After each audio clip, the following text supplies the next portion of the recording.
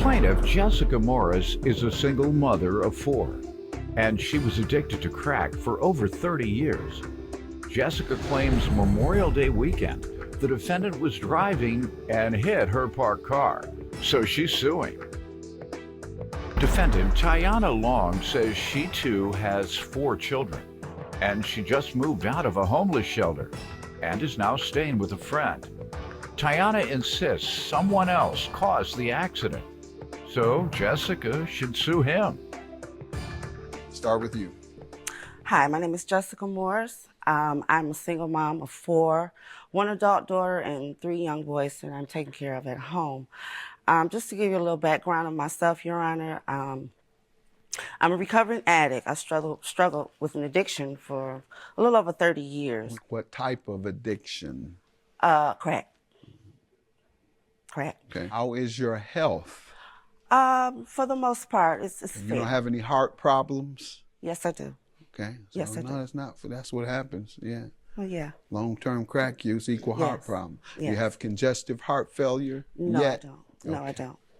Most of the crack addicts that I've known, they have congestive heart failure at some point. So we're going to pray that that doesn't happen to you. Yes. Go ahead. So how did you recover from that and when? Due to an unfortunate incident that occurred, I almost lost my life to the hands of someone else. And that kind of, shook me. Good. It shook me real bad. Just the thought of losing, not being able to be around when my kids grew up and just losing my life because I realized I didn't want to die. I didn't want to die. What year was this? It was in 2008. Okay. And you've been clean since then? I've actually been clean since 2009. Good. All right. Good to hear. How is your health? For the most part, it's You fit. don't have any heart problems? Yes, I do. Okay. Yes, I no, do. that's not. That's what happens. Yeah. Oh, yeah. Long-term crack use equal heart Yes. problem. Yes. You have congestive heart failure? No, yet? I don't. No, I don't. Defendant Tiana Long is being sued because she's accused of hitting the plaintiff's parked car, but Tiana insists someone else caused the accident. What else you want me to know about yourself? I did lose custody of my kids, but I managed to gain custody of my boys. Like I said, my daughter, she's an adult. But right now, I'm taking care of my 3 teenage boys and also one of my grandkids. Good. I'm not working right now. I'm on disability. Mm-hmm. But life is good. I'm not proud of my background, but I'm also not ashamed of it because it has taught me a lot. Me being from Detroit, and like I said, I'm a parent of 3 young men. I wouldn't want my boys. I'm not ashamed, but they know of my background. And I'm proud to say that I'm blessed in that area as far as having 3 young men that's not running the streets. They're actually all on honor roll, all 3 of my boys. Beautiful, beautiful. What schools in Detroit do they attend?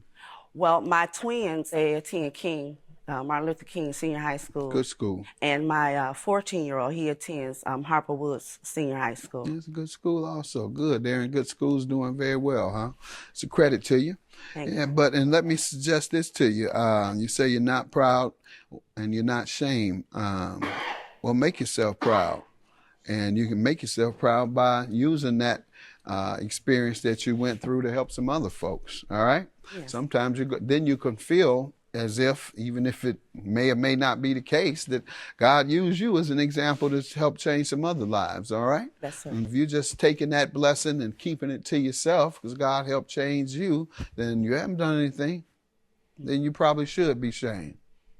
Because you look back and I did all this damage to all these people, including my own children. And all I do once I get over my problems is I keep all that blessing to myself. I don't tell anybody else how to overcome theirs. I don't tell them the experience that happened to me so that it will keep these children in school from doing that. Become some type of counselor, perhaps, once you get yourself together, a drug counselor. That's what you need to do to be proud of has happened in your life. Otherwise, you should be shamed until you have proven yourself to use God's gift properly, because he gave you that gift for rehabilitation. Nothing in the world can rehab you from crack but God. 30 years, that showed you right there. Right. All right, now I have folks that, as close as you can be to me, who've had 25-year crack addiction and destroyed their heart. Good to know that you've overcome it. I'm so proud of you and those children, particularly coming up in Detroit, tough neighborhood, and continued success to you. And hope you take that advice I have as just that, not criticism, but advice. All right? And let me hear from you, young lady. Tell me about yourself before we get to the car. I'm 28 years old. I also was born and raised in Detroit by my father. He was a single father. I have 4 kids myself. What schools did you go to? High school. I went to Northwestern High School. Okay. Yeah. My dad raised me. My mom was on drugs her life. She did crack in and out of our lives. She's now struggling from congestive heart failure. So, how many years was she addicted to crack? my mom is 62, so she was addicted for about 40, 50 years. Well, she's only a year clean now, so yeah, I've been helping her with that. And that's what I tell folks, what happened to the inner city with crack. And I warn them that that's what is about to happen in suburban and rural America with the heroin and the opioids. If they don't do anything, when I say they, the powers that be, the government, those who have the ability to do something, did nothing. 2 generations, some say 3, of urban people get destroyed on crack. Crack flooded and destroyed the inner cities from 80 till about 95, 15 years. Those addicted to crack in 80, for example, or 85, 10 years later, they had a child or so, or whatever the case. Well, that child, 8 years later, 10 years later, that child has a child. So you have a child you haven't raised because you abandoned them to crack. You destroyed yourself. You abandon the other children to crack. Thank God some can catch up and avoid that. Then the child that was neglected because of your crack addiction now has a child and doesn't know how to raise that child because they were raised by a mother or a father who was on crack. So that's 3 generations that was destroyed by crack. Believe me, it's going to happen with the opioid epidemic if you leave these folks stranded like you did crack in the inner cities of America. So if that's what this country wants to do, and I think they talked about some small miniature amount of money they're putting toward the opioid epidemic, might as well do like what you did with crack, abandon everybody. It's probably about 5 million people addicted to opioids. So there you have it, folks. And what's your status and what happened with your life and children as a result of your mom's crack addiction? Then we get into the damages. I know one of the things happened to you. You wrecked this woman's car. But it ain't had anything to do with crack. Her people wrecked her car. If you're just taking that blessing and keeping it to yourself because God helped change you, then you haven't done anything. Then you probably should be shamed.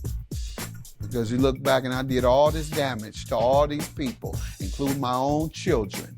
And all I do once I get over my problems is I keep all that blessing to myself. Defendant Tiana Long is being sued because she's accused of hitting the plaintiff's parked car. But Tiana insists someone else caused the accident. Go ahead, tell me how things worked out for you. Like I said, my father had raised me. It's been kind of hard. I grew up not wanting to be in my mother's footsteps, so I had my 4 kids. Did you go to jail or get on drugs? No, I just, Good. I got evicted from helping my mom. She came from Ohio to stay with me, and my landlord, she wasn't on the lease. I lost my place from there. From there, I got scammed, staying in a car with my friends. Where you live now? I just got out of shelter. I stay with a friend of mine now. When you say you just got out of a shelter? Yeah. I got banned from a shelter, and I stay with a friend of mine. Why'd you get banned from the shelter? Well, you're not supposed to. I ended up getting a job We're not supposed to let nobody watch our kids, but Well, this is what we're going to do. We're going to help you. We're going to help put you back on your feet. All right. Tell me how she damaged your car. Okay, it was Memorial Day. I was over to a family member's house, and we were out in the front on the porch barbecuing, and she was coming eastbound on Fullerton, and the other vehicle was coming westbound. My car was parked in front of the house. There were no cars behind my car or in front. Now, she initially said that the other vehicle hit her van, which made her swerve to the right to hit my vehicle. But I do have evidence, I have a video that shows that there's no scratches, no dents, no marks or anything on his vehicle or her vehicle on the side that she said that hit hers. And then once I tried to explain it to her, she changed her story and said that he was coming straight at her, which made her swerve over to hit my vehicle. Did she ever agree to pay for the damages? Yes, she did. Okay, let me hear from you. I was driving down Fullerton, a side street. Her car was a parked car. Like she said, there was no cars behind her or in front of her.